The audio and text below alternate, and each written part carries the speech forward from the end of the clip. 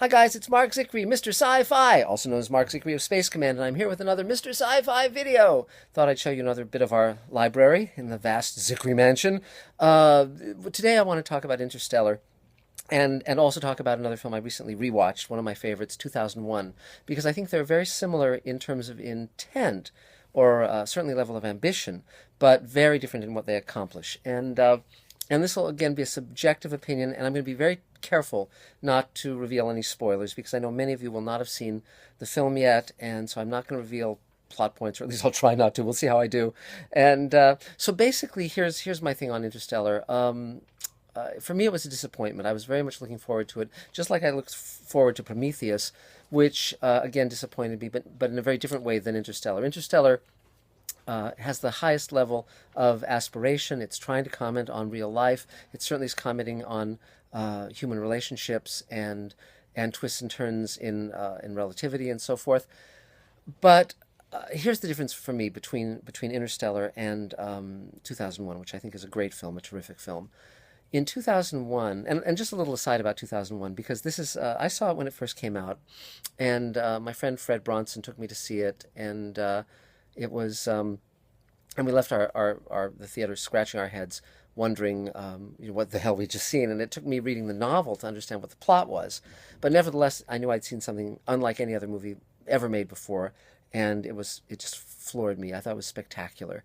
And my brother Steve saw it in recent years, and he hadn't grown up with that film. He hadn't seen it when it was originally released, and he and his wife watched it, and they just didn't get it at all. He said it was so slow, and the plot was ridiculous and didn't make any sense. And all of this is true to the degree that if you're expecting a standard kind of movie, 2001 is not a standard kind of movie.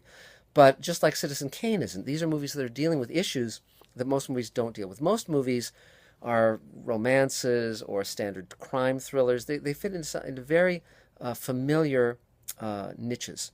Whereas Citizen Kane is about something that most movies in America aren't about, which is power and ambition and the fall from lofty ideals. And 2001 is about our role in the universe, which is certainly a very big theme. And I love 2001 because it underplays everything. It understates everything. A lot of the actors, you probably know, were not professional actors. The actor who played Haywood Floyd was not a professional actor. Many of the actors were fresh to movie making, and certainly fresh to a scale of movie making like Kubrick undertook. And Keir Dullea and Gary Lockwood were terrific actors, but they were told to underplay. And at the time, some people thought their performances were flat, but if you watch, they're subtle. Keir Dullea is very emotional, but keeping it under wraps. And the idea is if you were sending men out into long-term missions, you would want someone who could be calm under pressure. That was, they wouldn't be highly emotional or bouncing off the walls. They would always try and be finding solution. I'm reading the book The Martian now, which I highly recommend. It's a great book. And again, it's doing, in my mind, everything that Interstellar fails to do. It's not pompous. It's not pretentious. It has really fun characters, a lot of humor, and it's very, very ingenious and entertaining. For me, what Interstellar does is it tries for lofty ideals. It tries to say something important, but it's what we call head writing. Now, the science advisor on this film is the same science advisor on Contact, and I think the two films share a lot of the same flaws as well as the same ideals. There's nothing wrong with trying to do a film about our place in the universe, but head writing is basically when you're writing from an intellectual point, but you're not in the emotion of it, you're not in the moment of it, so it's not realistic. It's characters where you're thinking, well, this is where a character might. It's like a lot of the 19th century writing about good children was sort of head writing. It wasn't grounded in the real world or how people actually think or feel or act. And so with Interstellar, the things I like about it. The design stuff is great. The robot's a little funky, but the idea of using practicals, there's no green screen. Essentially, they built a 12-ton spaceship and disassembled it and flew it to Iceland and dropped it into the water. And what you see is what the actors were seeing and experiencing. So they're trying to make it very real, and I think to that degree it does have a very different look. And JJ, of course, in Star Wars is trying to do practicals and trying to do things in a different way. So I think that's all laudable. But for me, the film just kind of disappointed, and it wasn't what I had hoped it would be. It was, good actors, very good actors, but But I won't go into the twists and turns. I'm sure all of you are going to go see it one way or another. Every science fiction geek is going to go see this movie, I think. But you'll see what we're talking about. And later on, maybe I'll do another commentary where I can get into more specifics of plot, because once everyone's seen it, we can talk about it, just like I've talked about Prometheus and what a strange and interesting movie that is. The most gorgeous movie with the most ludicrous plot ever. But so